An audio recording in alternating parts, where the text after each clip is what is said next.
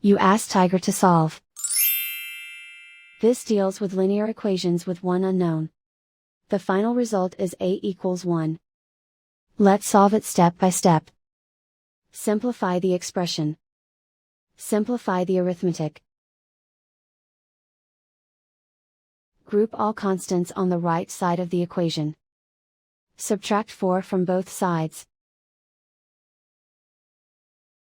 Simplify the arithmetic.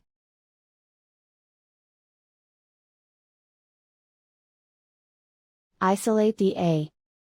Divide both sides by -12. Cancel out the negatives.